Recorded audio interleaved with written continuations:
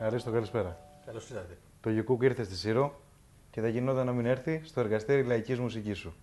Καλώς σας βρήκαμε στο νησί μας. Ευχαριστούμε πολύ. Είμαστε στο εργαστήρι λαϊκής μουσικής του Αρίστου Βαμβακούση στη Σύρο, όπου εδώ πέρα έρχεται ο κόσμος από ό,τι ξέρω και μαθαίνει την τέχνη του μπουζουκιού κυρίως. Μπουζούκι, κιθάρα, μπαγλαμά, τζουρά, ό,τι έχει σχέση με τη λαϊκή μας παράδοση. Πες μου του για σένα, πόσα χρόνια ασχολείσαι με τη μουσική? Εγώ επαγγελματικά ασχολούμαι γύρω στα 15 χρόνια. Και η σχολή πόσα χρόνια υπάρχει εδώ πέρα? Η σχολή υπάρχει 2 χρόνια. Γιατί 2 χρόνια είναι που γύρισα στη Σύρο πάλι πίσω. Ήσουν εκτός, δούλευες Αθήνα σε μαγαζιά. Ναι. Μαγαζιά και συναυλίες. Πώς ασχολήθηκες με τον μπουζούκι? Λόγω του Βαμβακάρη, λόγω της τοπικής Ναι, εδώ πέρα? υπάρχει η παράδοση από τον Μάρκο, ο οποίος γεννήθηκε εδώ πέρα το 5. Έζησε τα παιδικά του χρόνια εδώ πέρα. Ωραία. Και μετά κύλησε ένα βράχο σε ένα σπίτι και από το φόβο του έφυγε από εδώ, έμεινε πια στον Πειραιά. Και κάποιες φορές κατέβηκε πάλι στη Σύρο και έπαιξε εδώ. Υπάρχει όλο αυτός ο Βαμβακάρης τώρα πια είναι ένας μύθος, το όνομά του είναι παγκόσμιο φαινόμενο. Εσύ είχες μουσικά ακούσματα από μικρός? Έτσι μπουζούκι και τέτοια μουσική? Την εποχή κιόλας που μεγάλωνα εγώ, το μπουζούκι ήταν στα φόρτε του. Και στα ραδιόφωνα και στις τηλεοράσεις και παντού. Υπήρχαν και πολλά μαγαζάκια από ό,τι ξέρω εδώ πέρα. Ταβερνάκια μικρά, με τα μπουζουκάκια τους, τη φωνούλα τη γλυκιά. Που μπορούσες να ακούσεις την παράδοση ζωντανή.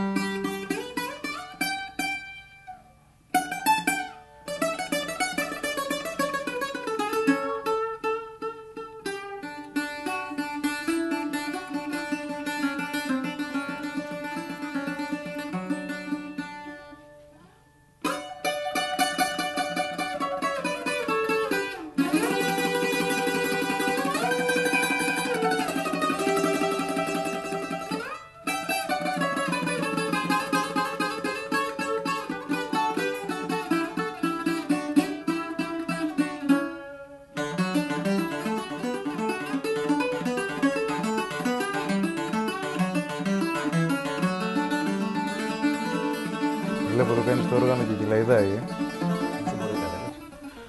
Τώρα δουλεύεις καθόλου Αθήνα, ανεβαίνεις ή είσαι μόνο εδώ πέρα, διδάσκεις την τέχνη μόνο? Δουλεύω και στην Αθήνα, κάνουμε συναυλίες και εμφανίσεις με διάφορους καλλιτέχνες και με σχήματα δικά μας, μουσικών δηλαδή εννοώ. Αλλά κυρίως ασχολούμαι με αυτό το πράγμα εδώ, γιατί εγώ έφυγα από τη Σύρο επειδή δεν υπήρχε κάποιος δάσκαλος να με διδάξει. Και αναγκαστικά ήθελα, επειδή αγαπούσα πάρα πολύ αυτό που είχα σε επαφή με τον μπουζούκι τότε, τα αγαπούσα πάρα πολύ, δεν έβρισκα κάτι. Ήθελα να το πάω λίγο παρακάτω και αναγκάστηκα και έφυγα. Μετά όμως, εγώ επειδή πάρα την αγαπούσα τη σειρά και δεν μου έφυγε ποτέ από μέσα μου, ήθελα να γυρίσω πίσω και βρήκα και ευκαιρία να δείξω ό,τι έμαθα. Να το συνδυάσει αυτό που σου λείπει όταν ήσουν μικρός, να μπορέσει να τα δώσει στους νέους. Ναι. Οι νέοι πώς είναι, αγαπάνε τον μπουζούκι? Μερικοί το αγαπάνε πάρα πολύ. Το γιατί το μπουζούκι πια έχει περάσει στο DNA μας μέσα. Είναι πάρα πολύ μεγάλη η δύναμη του όργανου αυτού. Για να σου δώσω να καταλάβεις, είναι αυτό το όργανο που ένωσε την Ελλάδα από την Κρήτη μέχρι τον Εύρο. Παλιότερα ακούγαμε τα κρητικά, ακούγανε τα νησιώτικα, ακούγανε τα δημοτικά. Τώρα ακούνε και αυτά, αλλά το μπουζούκι ένωσε όλη την Ελλάδα πια, από πάνω μέχρι κάτω. Είναι πάρα πολύ μεγάλη η δύναμή του. Οι ηλικίες των μαθητών σου περίπου που κυμαίνονται? Από 6 χρονών έως 66. Δεν υπάρχει. Γιατί πάρα πολλοί κόσμος έχει αποθυμένο να ήθελε να μάθει το όργανο αυτό και έρχεται εδώ πέρα. Από ό,τι ξέρω πάντως τώρα που ερχόμουν που έψαχνα τη σχολή, όταν το βαρίστος με τον μπουζούκι, άλλοι μου λέγανε από εκεί πέρα. Σε ξέρουν όλοι, Μέχρι εκεί πέτρες στη σειρά. Ωραία. Σε ευχαριστούμε πάρα πολύ για την πρόσκληση εδώ πέρα. Και εγώ σε ευχαριστώ που ήρθατε εδώ πέρα και μας τιμήσατε. Χαιρόμαστε κι εμείς, έτσι πρέπει να δείχνουμε τέτοιες ωραίες προσπάθειες. Και ελπίζουμε να πάει καλά η όλη σου καινούργιο σου επιχείρημα. Να μάθεις στους νέους την τέχνη του μπουζουκιού, όπως δεν την έμαθες εσύ στην πόλη σου. Έτσι. Κυρίως για το καλό αυτού του οργάνου που κρατάω. Για το καλό αυτό, για να συνεχιστεί η παράδοση μας. Ωραία. Γιατί είναι ζωντανή, δεν είναι μουσείο η παράδοση αυτή. Σωστά. Και αναπτύσσεται συνέχεια. Ναι. Δεν τελειώνει πουθενά. Δώσ' μας μια ωραία πενιά για να κλείσουμε έτσι.